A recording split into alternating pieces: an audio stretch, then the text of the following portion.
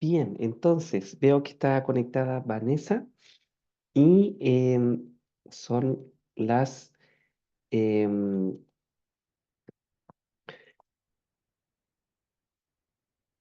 8:30, 8:31. Ya podríamos estar entonces comenzando nuestra tercera clase ya de em, mercado de capitales, ¿ok?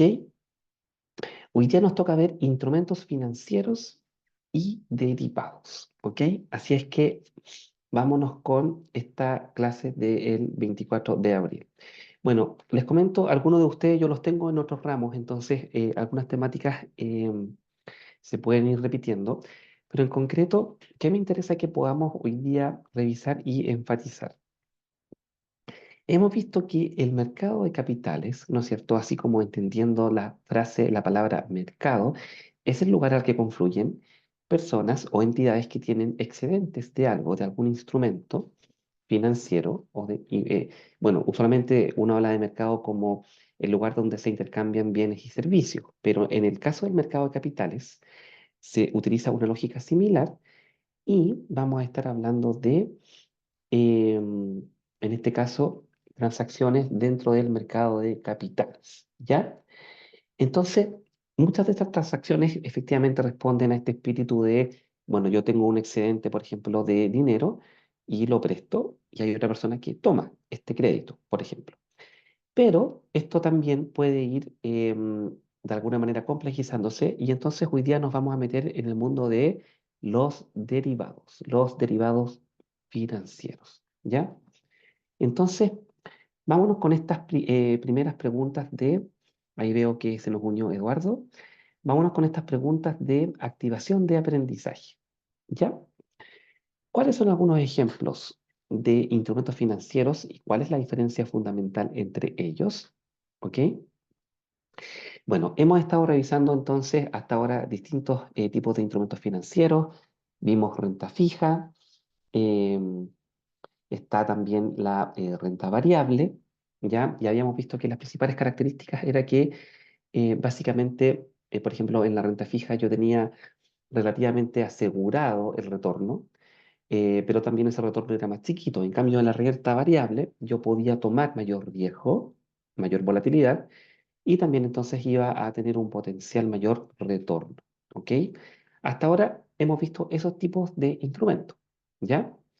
Y nos vamos a meter entonces en el mundo de los derivados financieros. ¿Cómo se relacionan los derivados con los activos subyacentes y cómo se utilizan? ¿Ya? En particular para gestionar riesgos. Y eso va a ser el corazón de la clase de hoy. Entonces, desde ya les voy a ir anticipando que los derivados son efectivamente instrumentos. La definición es cuyo valor deriva de un activo subyacente. Entonces, para que nos vayamos familiarizando, por ejemplo, el forward es un derivado financiero que tiene que ver con el dólar, por ejemplo. Puede ser también con euro, con yenes, pero aje- eh, para efectos de traerlo a casos concretos cercanos. Entonces vamos a suponer que hoy día el dólar está a 9.50 y yo necesito eliminar la volatilidad dado mi negocio. Entonces digo, bueno, en 30 días voy a contratar un derivado, un forward, y digo que quiero que el dólar esté a 9.60. Y yo voy a cerrar entonces esta operación independiente de que el dólar en ese minuto esté más o menos caro, pero logré de alguna manera cerrar el riesgo, ¿ok? Entonces ahí, ¿cuál sería el activo subyacente o el activo base? Bueno, sería el dólar, ¿no es cierto? El tipo de cambio. Y ahí, ¿qué estuve gestionando? Traté de mitigar el riesgo de tipo de cambio, tal cual, ¿ok? Van a existir entonces en esta lógica otros tipos de instrumentos derivados, por ejemplo, las opciones, cuyo valor deriva del precio o valor de las acciones, etcétera. Lo vamos a ir revisando a medida que avance la clase. Y veo en el chat que Ilema se nos unió. Buenas noches, Ilema. Bueno, y a todos los que están presentes. Vamos entonces con la clase. ¿Ya? Por acá. Eso es. Entonces, los instrumentos financieros son contratos que dan origen a un activo financiero para una de las partes y a una obligación financiera o patrimonial para la otra. ¿Ya? Es decir, partiendo de la definición inicial, los instrumentos financieros son el cúmulo de opciones que yo tengo dentro de un mercado financiero para poder realizar transacciones, ¿ya? Estos instrumentos pueden ser acciones, bonos, pagarés y entrando en el mundo de los derivados, opciones, por ejemplo, entre otros. Y se utilizan para canalizar recursos financieros, lo que siempre les he mencionado, entre ahorradores, que son los que pueden prestar finalmente, ¿no es cierto? Y los inversionistas, ¿ya? Los derivados, entonces, están en un segundo escalón dentro de estos instrumentos financieros, ¿ya? Y son instrumentos cuyo valor se deriva del valor de un activo subyacente. Y esta es la definición que van a encontrar en todos los libros y en todas las fuentes que puedan consultar. Y aquí tenemos las acciones, cuyo derivado es la opción. Tengo también derivados de bonos, derivados de commodities, que son los futuros, por ejemplo, los futuros del petróleo o del cobre. Tipos de interés. Puedo realizar operaciones en base a tipos de interés. Ahí están, no voy a ahondar mucho ahora, pero solo para ir mencionándolos están los FRA, se llaman. Así como el FRA, los FRA que significan Future Rate Agreement, ¿ya? Futuros de acuerdos de tasa, ¿ok? Bueno, están los swaps y los forwards, ¿ya? Usualmente los swaps son como agendas de forward y los forwards son los que les acabo de mencionar. Es cuando yo digo, por ejemplo, em, quiero fijar el tipo de cambio del dólar, entonces contrato un forward, ¿ya? Entonces, los derivados son instrumentos cuyo valor deriva de un instrumento financiero inicial, ¿ya? Los derivados se utilizan comúnmente para gestionar riesgos, esa es su principal naturaleza, ¿ya? Pero también se pueden utilizar para especular, ¿ya? Y también para realizar coberturas financieras. ¿Qué significa realizar una cobertura? Significa que, por ejemplo, yo tengo, la cobertura está muy relacionada con el tema del riesgo financiero propiamente tal. Vamos a suponer que, por ejemplo, yo tengo em, muchos activos en dólares y pasivos en yenes. Miren la combinación. Significa que mis ingresos están en dólares y mis deudas en yenes. Entonces yo puedo contratar derivados financieros que me permitan, ¿no es cierto?, tratar de balancear esto, ¿ya? Y entonces los activos que están en dólares, tratar de generar instrumentos que me permitan disminuir el riesgo de los activos, pero similar con los pasivos, porque si el valor de los pasivos se me dispara, también voy a probablemente estar incurriendo en problemáticas desde el punto de vista de la caja, la tesorería, ¿ya? Así es que a eso más o menos nos referimos con el tema de las coberturas financieras. Bueno, es importante tener en cuenta que los instrumentos financieros y los derivados son herramientas fundamentales en los mercados financieros para la gestión de riesgos, la inversión y la especulación. Pero la complejidad y riesgo inherente requieren de un buen entendimiento antes de su uso. ¿Ok? ¿Por qué quise poner esta observación? Estos son instrumentos de alto riesgo y es paradójico porque fueron hechos para mitigar riesgos, ¿ya? Pero efectivamente hoy día con la democratización de las plataformas de inversiones, ustedes pueden tener acceso a, por ejemplo, transar futuros de commodities, de monedas, de índices, futuros, por ejemplo, del Standard Poor's, futuros del Dow Jones. Y entonces la pregunta es si tenemos realmente la completa em, claridad, a cabalidad del riesgo que estamos incurriendo al contratar este tipo de instrumentos que inicialmente fueron creados para justamente mitigar riesgos, pero que después adquieren una naturaleza, como todo en la vida del ser humano, eh, también después pueden tener esta segunda patita que es la especulación, ¿ya? Entonces lo que ocurre aquí, y la palabra peligrosa, entre comillas, depende de cómo se maneje, pero es algo que les voy a anotar acá, que es el apalancamiento, ya se lo voy a anotar en el chat. ¿Qué significa esto? Ustedes en las plataformas de inversión, por ejemplo, pueden contratar instrumentos o lo pueden hacer con sus ejecutivos de inversiones y la pregunta es cuán apalancados están. Es decir, ustedes pueden ganar mucho, ya sin necesariamente tener todo el dinero que están invirtiendo en la operación, porque se apalancan, pero también podrían perder mucho. Entonces, estas plataformas lo que hacen es que generan un mínimo de garantía.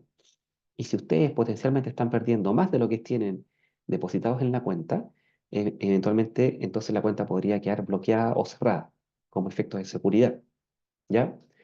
No sé cuántos de ustedes han escuchado de las criptomonedas, ¿ah? El Bitcoin, por ejemplo. Bueno, esto no es un derivado propiamente tal, pero entra en la lógica de lo que les estoy explicando del apalancamiento, de tener cuidado del riesgo que estamos tomando con este tipo de operaciones, de instrumentos. ¿Ya? Bien. Entonces, en resumen, tenemos eh, los instrumentos financieros como base, que son contratos que generan activos financieros para una parte y obligaciones para la otra. Y ahí tenemos como ejemplos las acciones, bonos, pagarés, certificados de depósito, fondos de inversión, etcétera.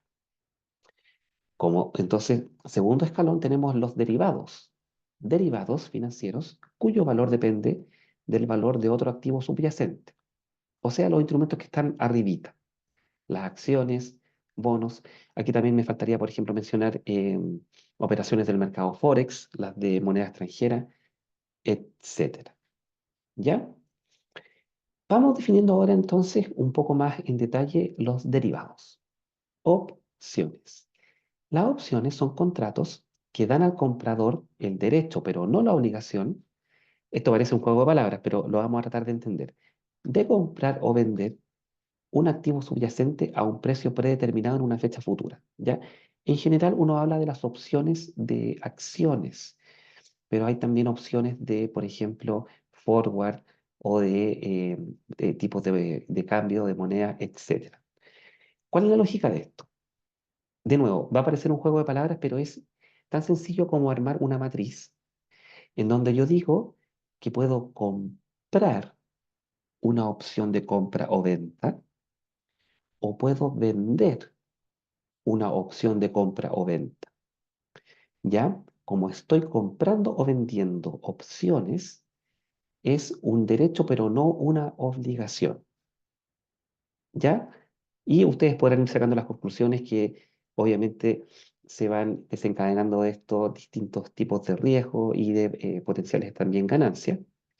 Pero solamente les quiero hacer la siguiente reflexión para que intuitivamente vayamos navegando en esto. Vamos a suponer que yo digo, mira, quiero comprar la opción de comprar la acción de Falabella. En 20 días, por decirles cualquier número, 1.000 pesos. Entonces yo pago una pequeña prima y tengo el derecho de ejercerla, el strike, en esa fecha. ¿Ya? Y vamos a suponer que llega esa fecha y la acción está a 150. Entonces, claramente me conviene ejercer la opción de compra porque significa que yo había dicho la voy a comprar a 100 y como en el mercado está a 150, la puedo vender más cara, ¿no es cierto? Pero si fuera al revés, si estuviera a 90, no me conviene ejercerla y entonces solamente incurro en el gasto de la prima que pagué, ¿ya? Entonces, claramente aquí estamos hablando de algo de especulación. Yo espero que más o menos les haya quedado claro el ejemplo. La opción de algo me da el derecho, pero no la obligación de ejercerlo, ¿ya? Ahora, opción de comprar y opción de vender, yo de eso, entonces digo, tengo opciones justamente de compra y venta de ambas opciones. Por eso parece como un juego de palabras, pero es en resumen, tengo la opción de comprar una opción de compra o venta o de vender una opción de compra o venta. ¿Ok? Ya, eso con el mundo de las opciones. Dejémoslo hasta ahí, pero yo creo que ya con esto también les va quedando un poco claro que es entretenido, pero hay que tener cuidado, que hay que asesorarse bien. Bueno, el mundo de los futuros, dentro de los derivados, contratos que obligan a las partes a comprar o vender un activo subyacente a un precio y fecha futuros. Entonces, lo típico es aquí decir, por ejemplo, compré futuros del euro. ya el tipo de cambio, o compré futuros del cobre, ¿ya? Este es un contrato que, sí, a diferencia de la opción, obliga a las partes a comprar o vender este precio del activo subyacente.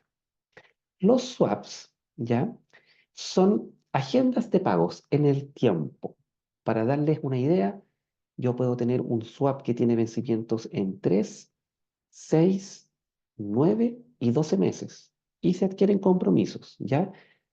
Se intercambian flujos de efectivo o activos financieros según ciertos términos. Entonces vamos a suponer que yo hago una operación que se llama un cross currency swap. Esto es pura jerga inglesa, pero americana, pero es, yo por ejemplo te pago dólares y tú me pagas euros y tengo esa agenda durante un año. ¿Por qué podría ocurrir este tipo de operaciones? Ustedes me podrían preguntar, profe, ¿y cuál es el afán de complejizar esto? Bueno, vamos a suponer que estamos en un banco, ¿ya? Y entonces, por ejemplo, es un banco europeo y a lo mejor yo coloco créditos en dólares, eso significa que me van a devolver platita en dólares, pero yo también al mismo tiempo tengo pasivos en euros con la casa matriz, ¿ya? Entonces tengo ingresos y salidas en distinta moneda. Entonces yo para mitigar los riesgos contrato un swap con otra entidad y pacto que los flujos se vayan neteando, o sea, yo estoy mitigando la volatilidad por tener esta apertura de monedas, ¿ya? Esos son los swaps, son como agendas de forward, ¿ya? Y los forward, que a mi parecer es como el más sencillo, son contratos entre dos partes para comprar o vender un activo subyacente a un precio acordado. Entonces acá el típico sería decir, mira, yo estoy vendiendo y me pagan en dólares. Entonces creo que quizás el dólar puede caer. Por lo tanto, yo hoy día cierro una operación de forward que me asegura que en 30 días, por ejemplo, eh, a mí me van a pagar en dólares y yo esos dólares los voy a poder liquidar a cierto precio. Ya no al precio de mercado, sino al precio que yo haya pactado. Ahora, yo podría perder con esta operación. Por ejemplo, supongamos que digo, lo quiero cerrar en 9.50. Perfecto. Y son $1.000, por ejemplo, los puedo vender a 9.50. Pero vamos a suponer que en el mercado estaban a 9.70. Chuta, si yo no hubiera hecho la operación, podría haber ganado más. Sí, pero nadie te puede asegurar eso. Entonces, cuando existen políticas de riesgo y de control financiero, el forward es una obligación imperativa, por ejemplo. ¿Ya? Bueno, veamos algunos ejemplos. Opción de compra de acciones de Apple a 150 con vencimiento en un mes. ¿Eso qué significa? Que yo creo que es una buena estrategia comprar acciones en un mes de Apple a 150, ¿ya? Porque, y lo dejo cerrado ahora, porque creo que a lo mejor en ese minuto van a estar un poquito más caras, entonces las voy a poder liquidar, ¿ya? O un contrato de futuros de petróleo a 60 por barril con vencimiento en 6 meses, con una lógica similar. Ahora, ojo acá, porque estos son contratos en donde yo no estoy comprando el barril físicamente. Esto también se les llama a veces contratos por diferencias. Es un contrato, tal cual, un contrato electrónico, en donde yo estoy transando el valor de algo, pero no es que me vaya a llegar a mi casa el barril de petróleo, ¿ya? Así tal cual. Bueno, luego tengo swaps de tasas de interés, en el que a todo esto ustedes me pueden preguntar, bueno, profe, ok, entiendo la lógica, pero esto prácticamente como que se independizó del mundo real, ¿no es cierto? En cierta medida, estas son justamente operaciones que le dan liquidez al mercado, pero no soy yo el que en este minuto quisiera recibir el barril de petróleo, ¿ya? A diferencia, por ejemplo, de una ExxonMobil o de un grupo ARA, solamente para hacer la acotación, ¿ya? Bueno, están los swaps de tasas de interés en el que una empresa intercambia una tasa de interés fija por una tasa de interés variable. ¿Por qué yo querría hacer esto? De nuevo, a lo mejor ustedes me pueden decir, profe, chuta, esto se complejiza, se aparta un poco del mundo más real cotidiano con el que estoy cercano. Bueno, les pongo el caso de un crédito hipotecario. Los créditos hipotecarios pueden estar sujetos a tasas fijas o variables, ¿no es cierto? Hay distintos tipos de créditos que en un comienzo tienen, por ejemplo, tasa variable y después tasa fija. Entonces lo que ocurre es que el banco adquiere un riesgo contigo por prestarte ese crédito hipotecario.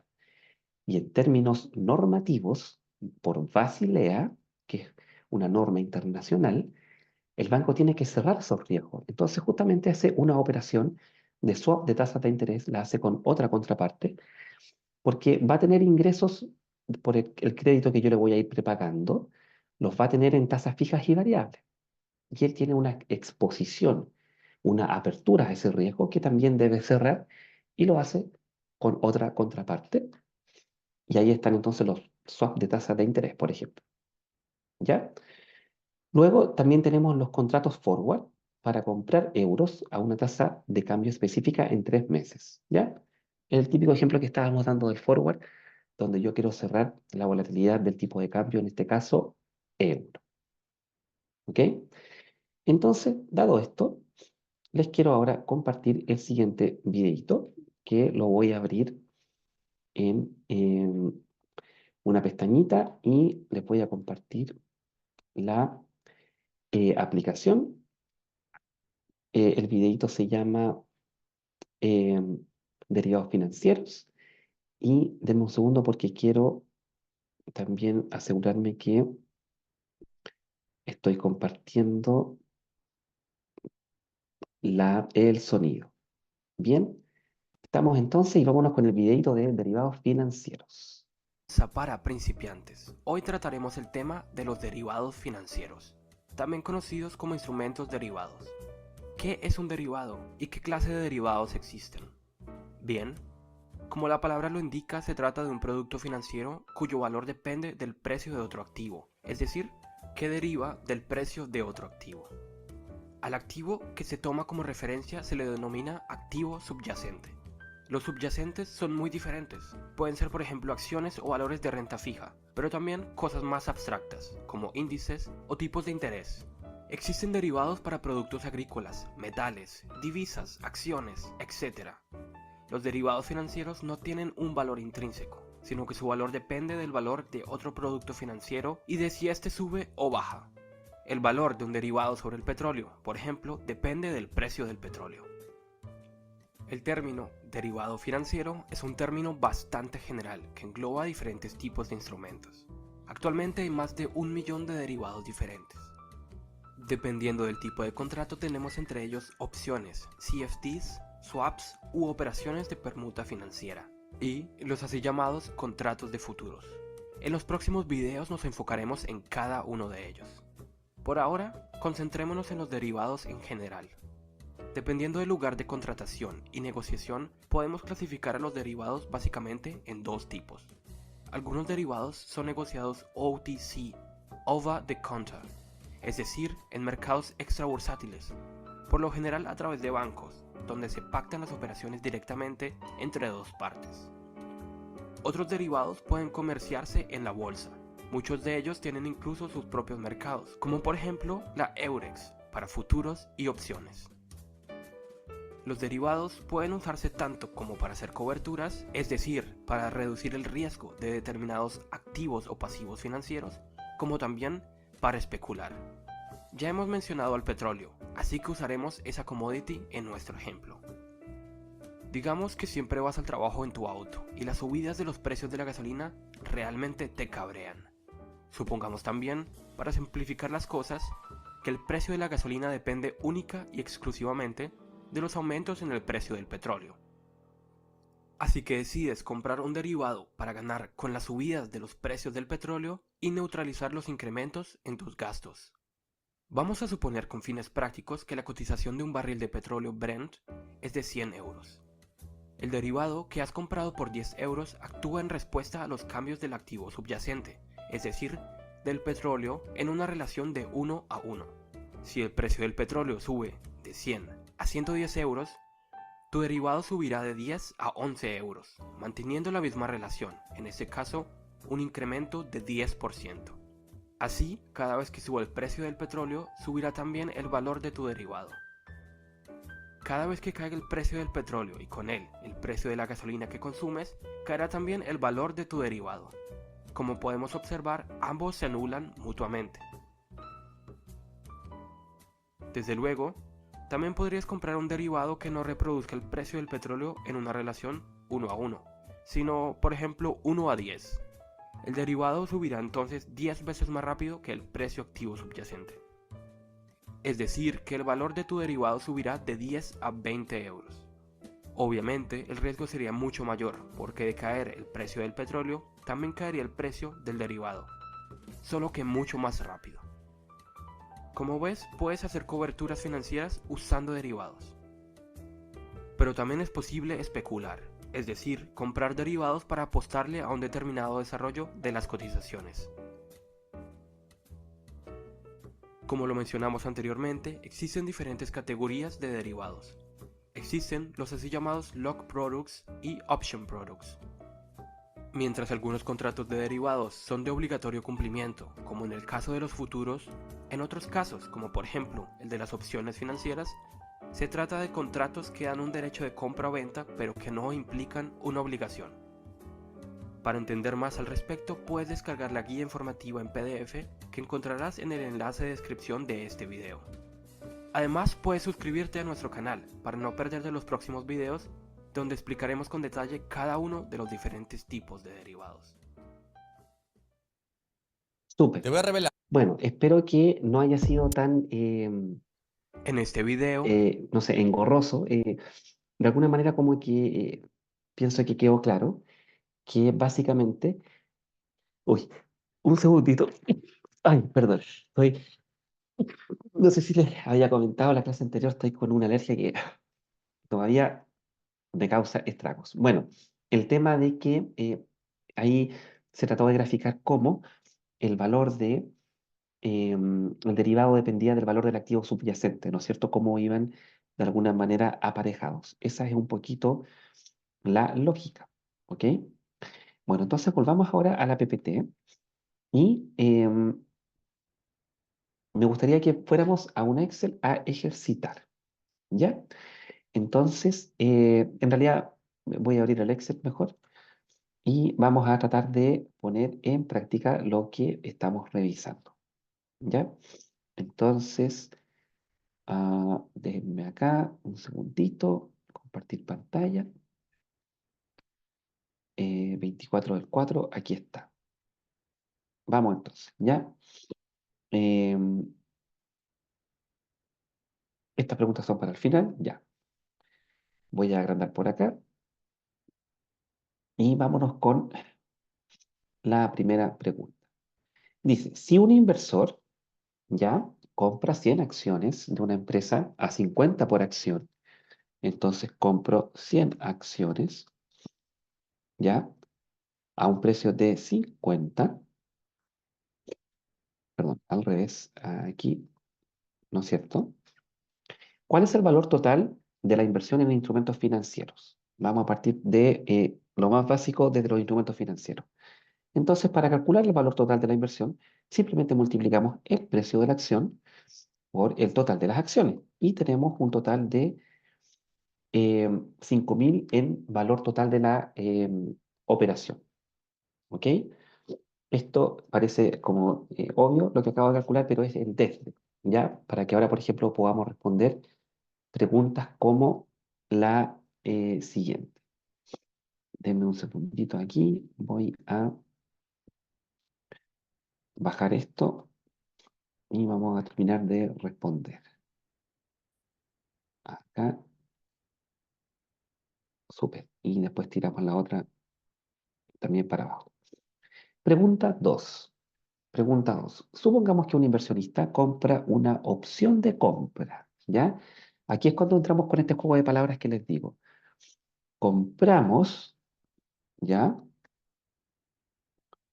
Una opción de compra. O sea, efectivamente compro la posibilidad, ¿ya? El derecho, pero no la obligación, de comprar, tal cual, ¿ok? Y esto se llama call option, ¿ya? Una opción de compra, una call. Compré una call. ¿Ya? Sobre acciones de X, Y, Z a un precio de ejercicio.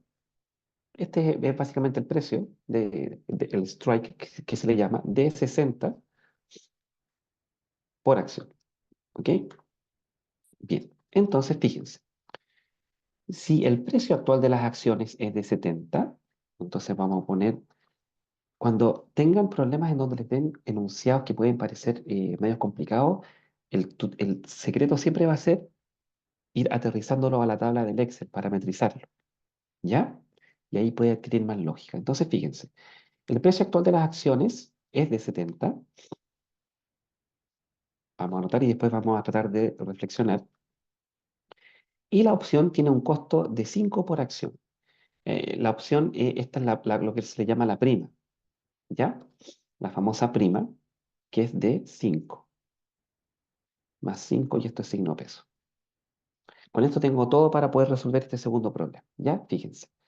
El costo total de la opción se calcula multiplicando el costo por acción por la cantidad de acciones y sumo el costo de la prima.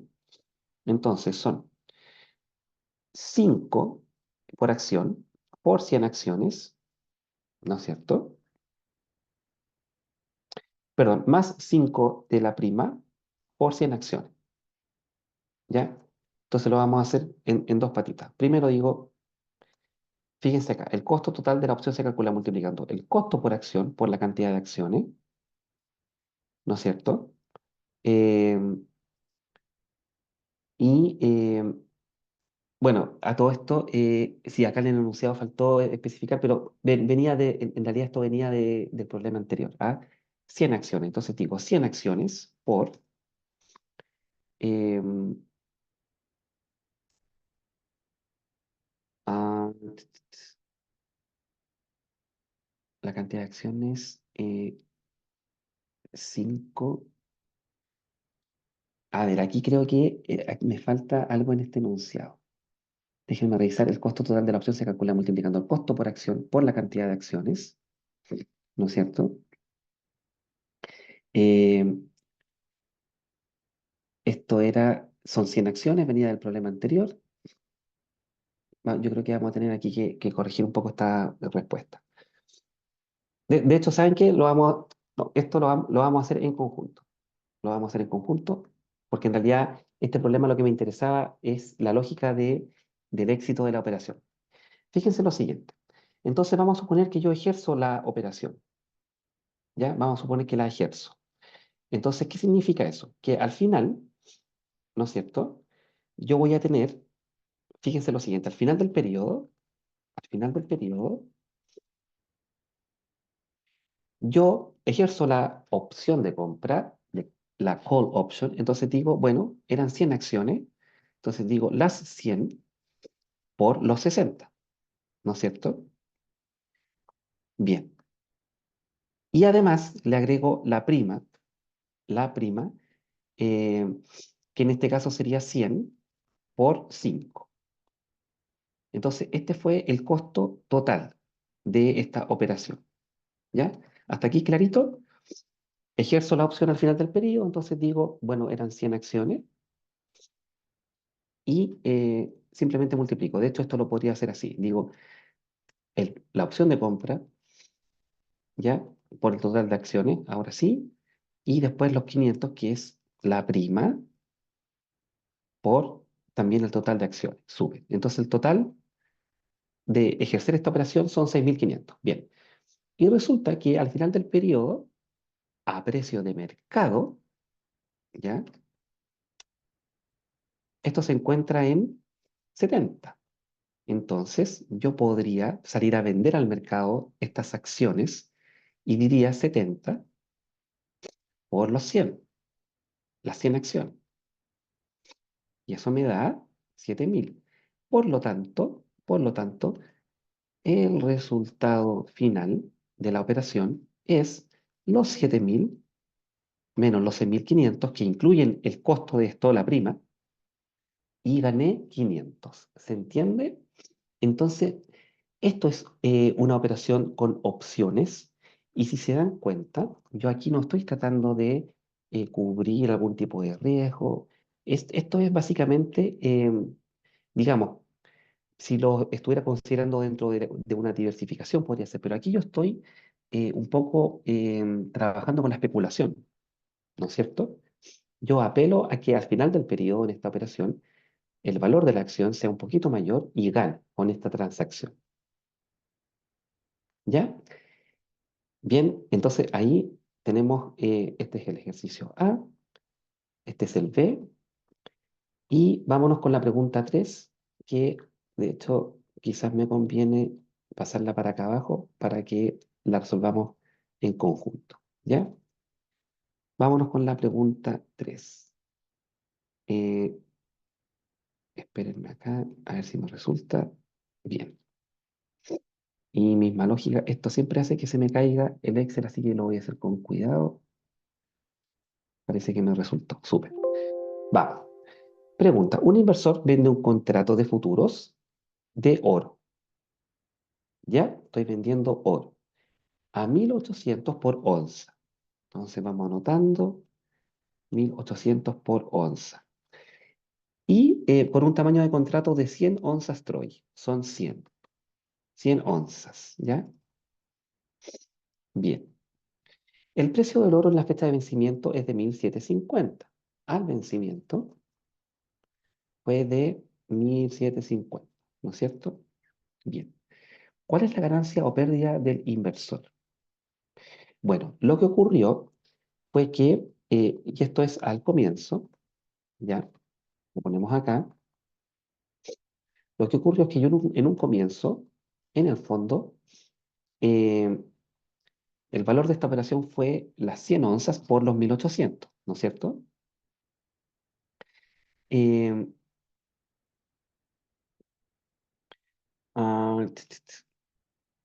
esto también aquí lo voy a sacar. Súper.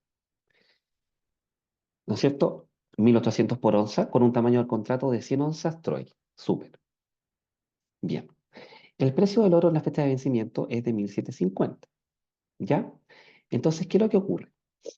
Al final, al vencimiento, yo voy a tener que el valor, ¿no es cierto?, de esta operación, de este instrumento del que soy dueño, es de 175. Entonces, finalmente, lo que ocurre es que tengo una pérdida de 5.000, ¿no es cierto? Porque, ¿qué es lo que ocurrió acá? Tengo un chat, voy al tiro ahí a responderlo. Lo que ocurrió es que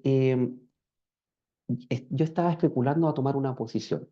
Usualmente, usualmente, em, y de hecho tengo que hacer aquí la última corrección, que esto es un inversor compra un contrato de futuro, ¿ya? Y después vamos a hacer justamente la operación opuesta.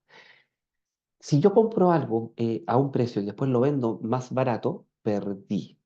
Yo estaba especulando a que esto fuera una operación en la que pudiera, en el fondo, la típica jerga financiera, comprar barato y vender caro, ¿no es cierto?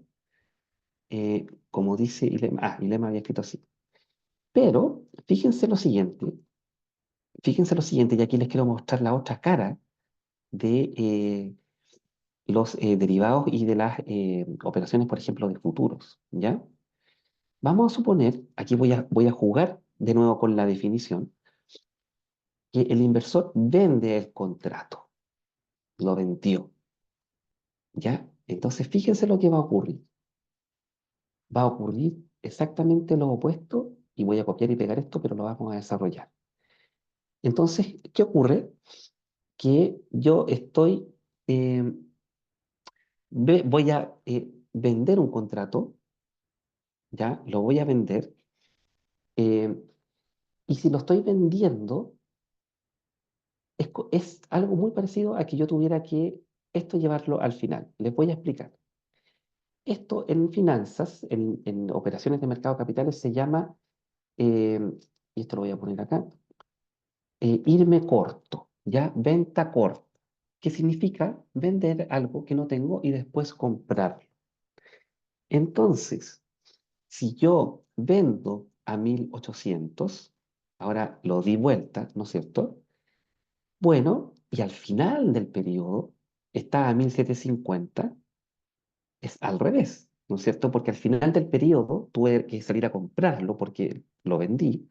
Entonces ahora me gano, me hago la pasadita, ¿no es cierto? Me gané los 5.000. A ver, lo voy a explicar de nuevo por si acaso no quedó claro. Al comienzo fue una operación súper sencilla. Yo dije, bueno, compré, en el fondo el total fue 180.000 y vendí a 175.000. Perdí, ¿no es cierto? De hecho, esto en realidad convendría hacerlo así y le pongo el signo rojito. Pero acá, en el segundo ejemplo, vendí el contrato de futuro. Entonces lo vendí, ya me fui corto, como se dice. Entonces tengo que después salir a comprarlo. Tengo que liquidar la operación. Entonces lo que ocurre es que lo vendí a 1.800. En realidad, aquí lo voy a poner con color naranjito. Esta es la primera parte de la operación. Lo vendí a 1.800. Entonces después lo tengo que comprar a 1.750. ¿Se entiende? Es algo quizás un poco enredado, pero en la operación, finalmente lo que hice fue comprar barato y vender caro. Lo que pasa es que partí al revés, po. Vendí algo que no tenía. Por eso estos se llaman derivados financieros, porque tienen cierto nivel de complejidad. Vendí algo y después salí al mercado a comprarlo más barato. Y tal como dice Ilema, no puede esperar a que suba para vender exactamente Ilema. Por ejemplo, eso sería en el primer caso, porque acá al revés, pues si sube y sube, hago la pérdida. Pero acá, eh, Ilema nos pregunta que a lo mejor me convendría esperar a que esto suba para vender. Pero el problema, Ilema, eso sería, por ejemplo, en el mundo de las opciones podría ser una buena estrategia, pero en este caso, como es un contrato de futuro, lamentablemente el plazo es lapidario. Tengo que ejercerlo, ¿ya? Por eso es que en el caso de los contratos, en el caso de la opción, no sé si se dieron cuenta que acá está la prima involucrada, justamente porque tengo este fondo como de este espacio de maniobra. En cambio, en los contratos de futuros, no tengo que pagar esa prima, pero tengo que cumplir con lo pactado en el plazo que corresponde. O sea, todo siempre tiene, exactamente, dilema, todo tiene un pro y un contra. ¿Y qué opción tendré que tomar? Bueno, va a depender de mi perfil de inversionista. Entonces acá tenemos estos tres ejemplos, ¿ya? Partiendo de algo muy sencillo que es comprar y vender acciones y después vemos cómo esto lo vamos aterrizando en el mundo de los derivados financieros. Bueno, yo entiendo que hay algo de esto cargado en el material, ¿no es cierto?, en la web. Si no hay cualquier cosa me pueden avisar y también les puedo ir enviando material complementario. Y Lema, tus preguntas estuvieron súper buenas, ¿ya? De eso se trata, de empezar a hilar fino. ¿Qué pasa si ocurre algo y qué opción de maniobra tengo? ¿Ok?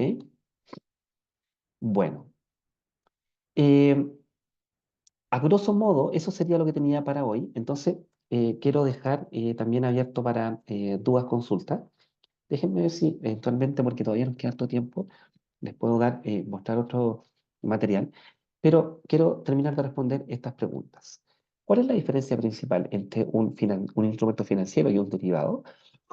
Finalmente, la respuesta es que eh, los instrumentos financieros son desde el principio. Representan contratos que generan activos o pasivos, deuda o ganancia, perdón, ingreso. Mientras que los derivados se desprenden de lo anterior. Son instrumentos cuyo valor depende de un activo subyacente. ¿Ya? Y dos, ¿cuál es el propósito principal de los derivados financieros en los mercados? ¿Ya? Respuesta, el propósito principal de los derivados financieros es gestionar riesgos financieros principalmente, pero también se puede especular y realizar coberturas financieras.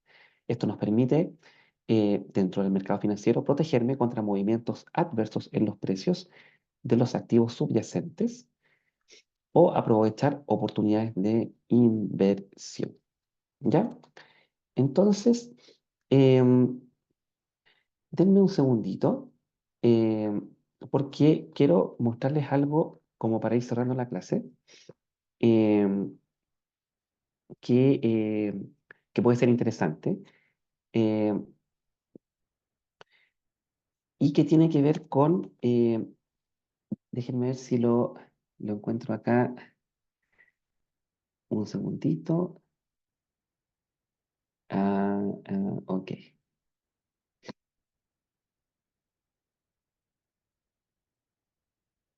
Ya, lo que pasa es que si tenía el material en español y en inglés. em, ya, perfecto. Les voy a mostrar un videito que está en inglés, pero tiene subtítulos y lo vamos a comentar, ¿ya? Y esto tiene que ver con los Credit Default Swap, ¿ya?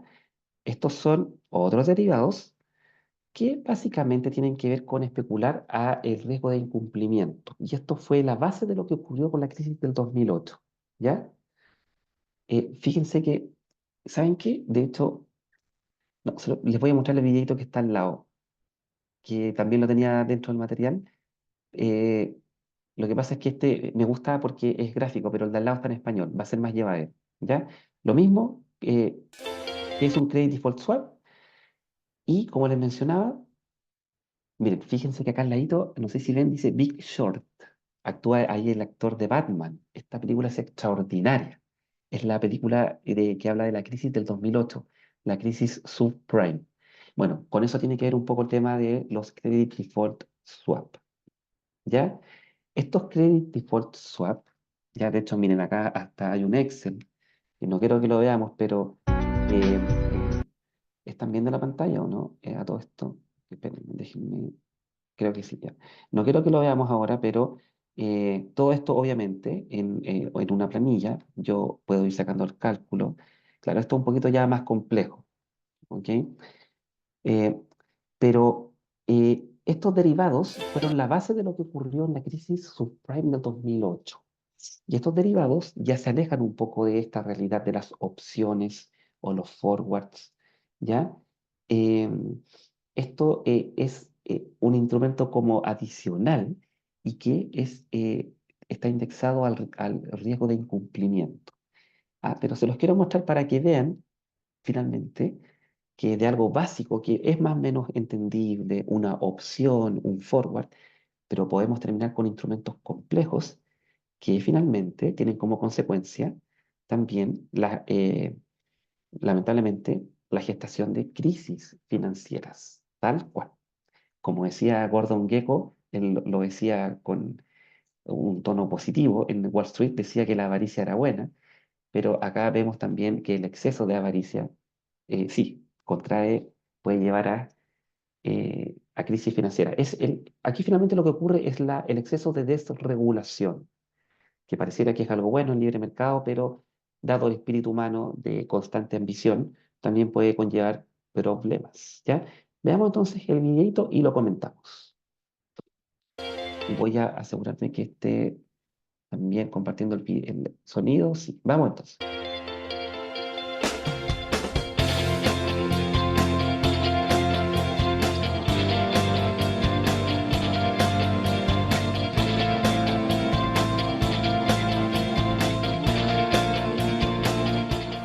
Saludos y bienvenidos a la serie de vídeos de material de apoyo del Máster Online de la Universidad Carlos III de Madrid.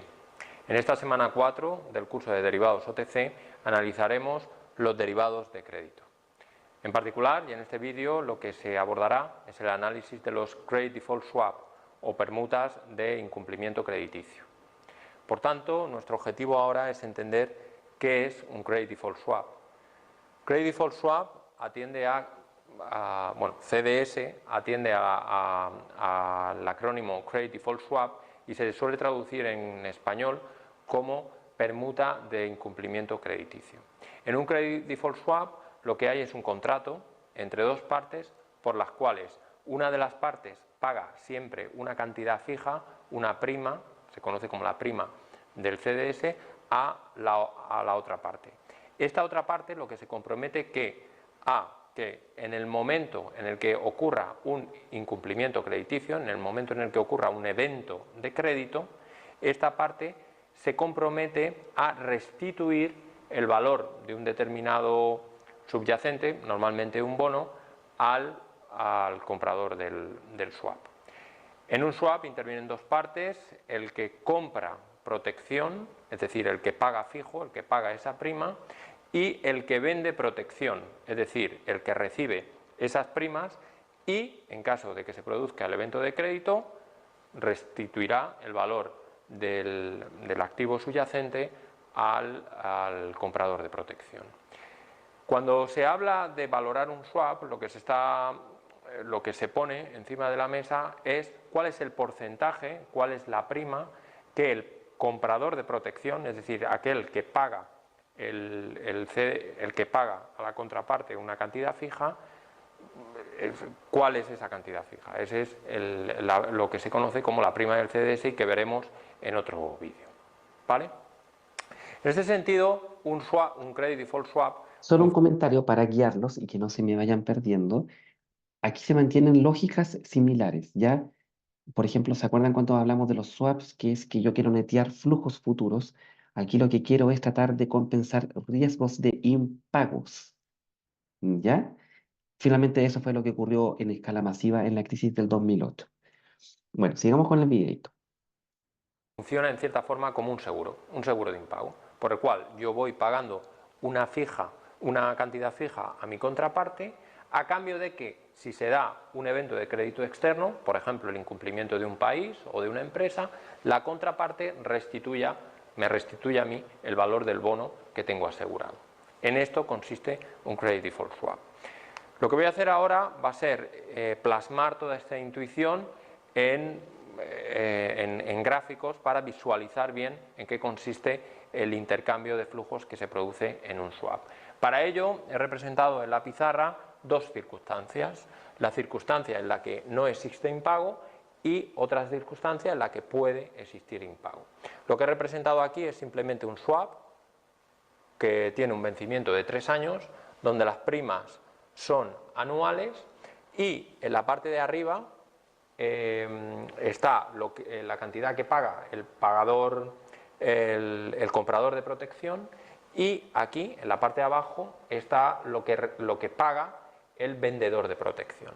Bueno, lo que vemos es que en el caso en el que no se produce un impago, es decir, yo contrato una cobertura para un bono con vencimiento 3 años y el bono no sufre impago, es decir, yo siempre no hay registrado ningún evento de crédito, pues la parte compradora de protección va a pagar siempre la misma cantidad, una cantidad fija que, como he dicho, se determina a partir del precio del swap, pero esta cantidad es siempre fija.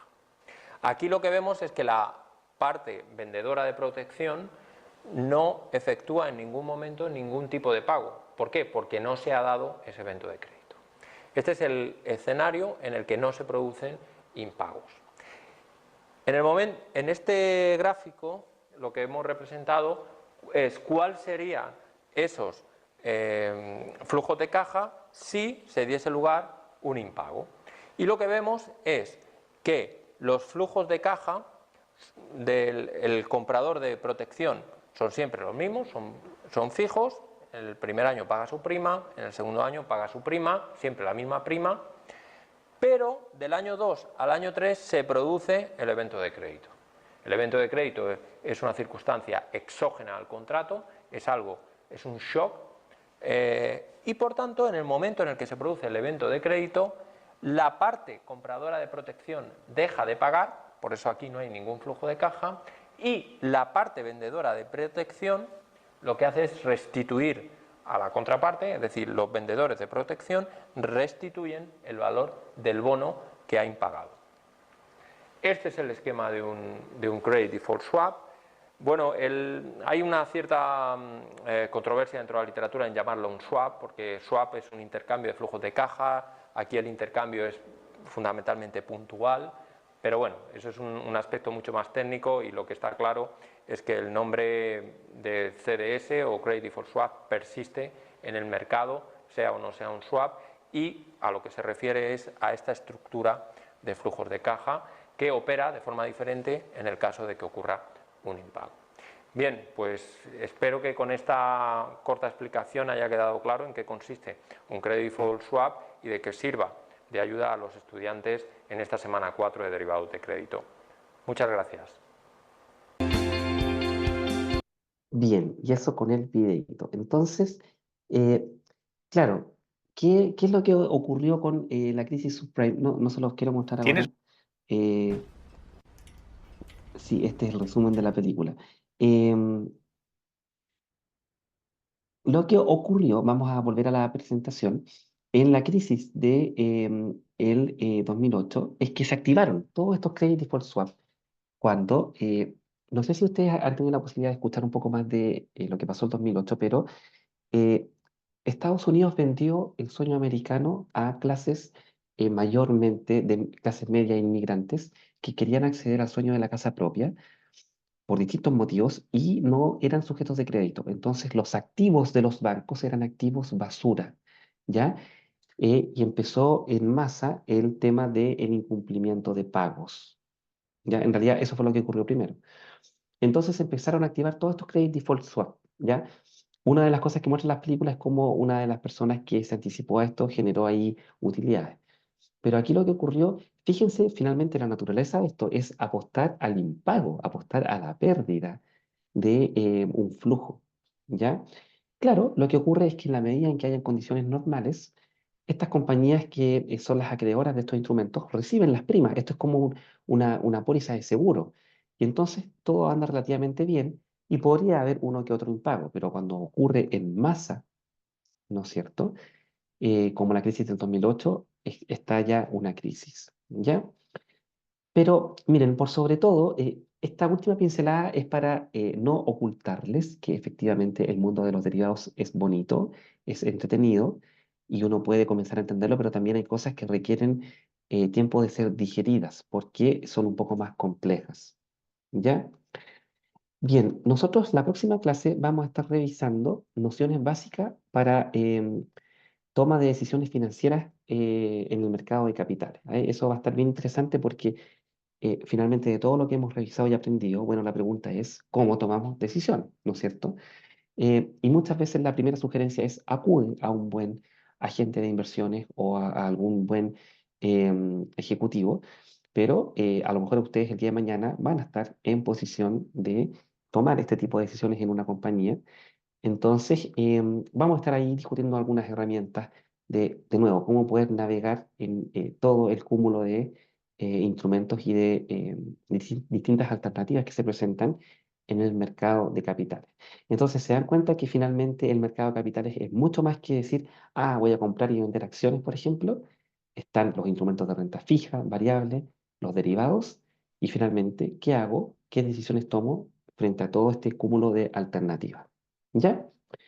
Entonces, bien, si no hay mayor tema, por ahora estamos casi en el límite de la hora, los puedo, de la clase, los podría ir liberando y por favor, lo que necesiten, cualquier cosa, me contactan y estamos ahí conversando a través de la plataforma, ¿ya?